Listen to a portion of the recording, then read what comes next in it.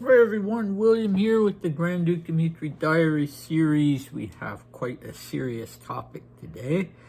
Recap from last time. We did the 9th and 10th of October 1917. They were basically just nice, peaceful days spent with the Marlings and with members of the Russian community in Tehran. Before we start today, I want to mention a couple of things. One is that we're jumping ahead, as typically is the case in Dmitri's diaries, from the 10th to the 19th of October, and which was a Thursday.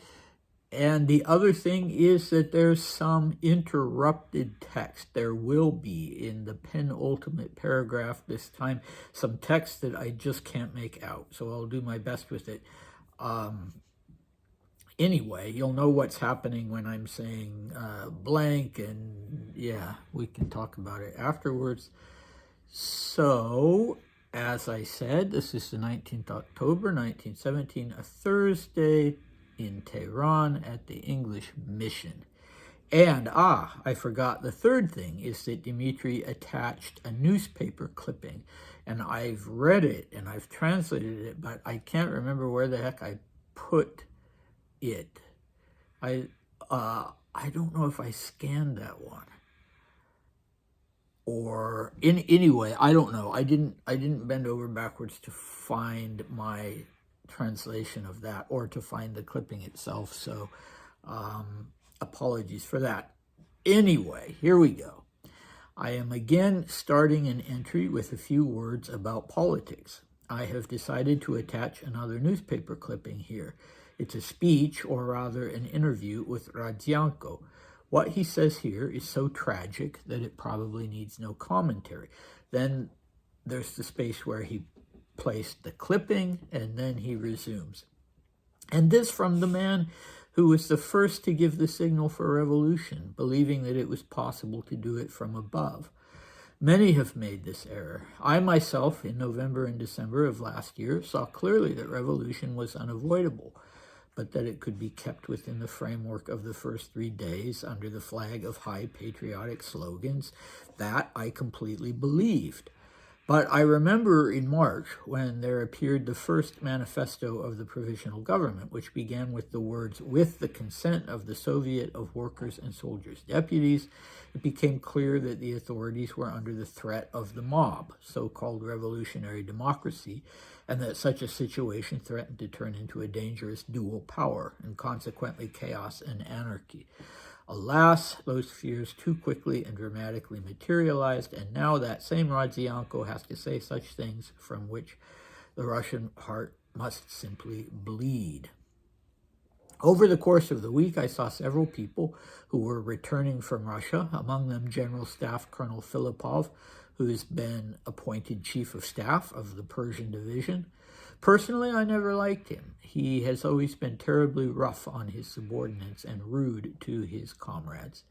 A former Peterhof Ulan, he left the regiment very early under light pressure and served a long time in the Far East. Then, during the war, he was Chief of Staff of a division, and in the early days of the revolution received a cavalry regiment, which very soon fell apart, and finally received his appointment here in Persia. He has a lot of interesting things to say, incidentally, about the Kornilov uprising. According to him, it appears that Kerensky was actually aware of the preparations for the movement, but at the last minute betrayed it. I've heard that more than once, but there are other rumors, to wit, that Kerensky never intended to be on Kornilov's side, and his gestures were only a provocation with the aim of definitively compromising Kornilov and thereby finishing him off!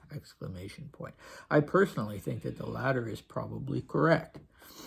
Filippov was also a participant in the movement and was in Petrograd specifically for that reason. According to him, it failed to succeed only because of betrayal, and that betrayal was on Kerensky's side. It's interesting that the names of all the officers who participated in the movement were on a paper in the hands of the government, kept in one of the Petrograd commissariats. Because these blank represented a great danger, a certain Ismailovsky officer also a participant in the Kornilov movement, stole them, leaving a note that thanks to the vigilance of new personnel in the city government, blank, compromising and extremely important papers for the government, blank, thus the name of a great many participants in the failed uprising remained completely unknown to the investigatory commission.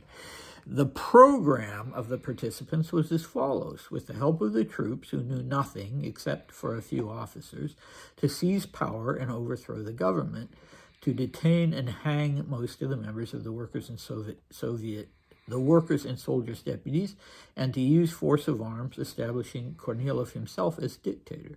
But as is known, the whole thing fell apart. Why? We don't know. All right, so that's that. This first paragraph in particular interests me. I should say from the start that Mikhail Vladimirovich Rodzianko, who was interviewed in the clipping, was a very important and colorful figure at that time and in Russian history. He was president of the Duma for a while, and then when the revolution occurred, he was head of the provisional government briefly. Kerensky ended up taking over. He was just vehemently opposed to Rasputin all along. He was a person that told Nicholas, you need to send this guy away or there will be a disaster. So he was an important person. And what Dmitri is talking about is that, well, Dmitri calls him the man who was the first to give the signal for revolution. To a certain extent, that's true. He was a person very high up who pushed for the abdication and for a change of government entirely, not just, I think he was one of those who approached Grand Duke Mikhail and asked him to take on the role of constitutional monarch. But anyway, I shouldn't go into all of that because we've got a lot to discuss. Anyway, he was pro-revolution, and then clearly in this interview that Dmitri read, what he has to say is basically all is lost. And that's the thing that Dmitri's talking about, that makes the Russian heart bleed. And indeed, we are only, at most a couple weeks, probably less than a couple weeks away from the Bolshevik takeover at the time that Dmitri was writing this. So then there's this really important topic to me in this first long paragraph, which is the idea that people had that a change of government, a revolution, so to speak, that it would be possible to do it from above. And Dmitri tells us that back in 1916, November and December specifically, so the time when he was considering and then did indeed join the conspiracy to assassinate Rasputin, precisely at that time, he tells us that he saw clearly that revolution was unavoidable, but that he too thought that it could be kept within the framework of the first 3 days. So you would have the turmoil on the streets and the disorder, but only for 3 days, and it would all be under the flag of high patriotic slogans. That I completely believed, he said. Well, that was naive. It was naive of him, of Rodzianko, of everybody who thought that. That's not the way it works with revolutions. Very interesting to me that was what he thought at the time. And it can explain why Dmitri and why Kirill and other members of the imperial family, to a certain extent, supported the revolution and supported the provisional government, because they thought revolution was inevitable, but that this was a way to make sure that it didn't get out of hand and that it remained, something in the hands of responsible political and serious political actors. Okay, and then he's quite right when he says that by March, when he saw the first manifesto of the provisional government, that he knew things were already doomed, because it started with the words, with the consent of the Soviet of Workers and Soldiers Deputies. So that meant the provisional government was already in a position where they had to not just humor, but truly negotiate with and take seriously the desires of the Soviets. These are not yet the Bolsheviks per se, although there were certainly Bolsheviks, maybe a majority of Bolsheviks among the Soviets. So the workers, the soldiers, and out in the countryside, the peasants. So the provisional government had its back to the wall already. Already it realized that they were at a flashpoint where there could be a mob revolution. So they made their peace with the Soviets, and that, as Dmitri said, established a kind of dual power, where to a certain extent the provisional government had to kowtow, not just humor, but kowtow to the Soviets. And so obviously that didn't work out, and Dmitri's concerns about that are, like I said, less than 2 weeks away from being fulfilled. So now we have this interesting figure coming on the scene by the name of Colonel Georgy Filippov. He's coming back from Russia, where he told Dmitri he was a participant, sorry, I'm adjusting this, in the Kornilov uprising in October. Was it in October or earlier? It was earlier, I think. Anyway, he was a participant. He was coming back to Tehran. What was he doing in Tehran? Well, he was taking over as the second in command of the Persian Cossack division, or rather the chief of staff. Interesting that Dmitri says, I never liked the man, because that means that he knew him before the revolution. So that, that's interesting that they'd crossed paths to the extent that Dmitri had formed opinions about him. And apparently he had a reputation for being too harsh with his subordinates and not a nice guy. And that was why he'd sort of gently been pushed out of the Peterhof Uhlans. And that's probably where Dmitri met him, was from the Peterhof regiment, because of the imperial family's residence in Peterhof.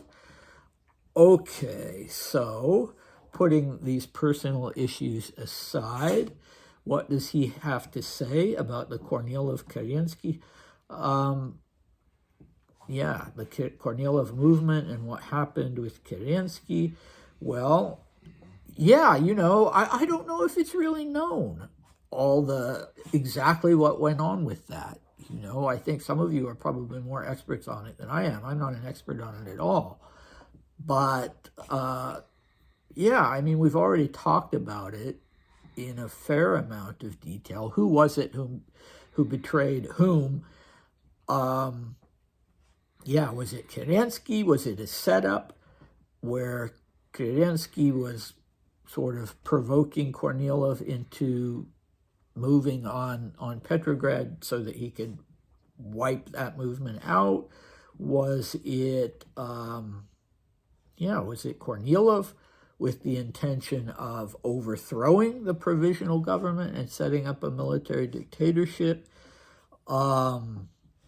The enemies that they were planning on hanging were not Kerensky and the members of the provisional government, but the leaders of the Soviets.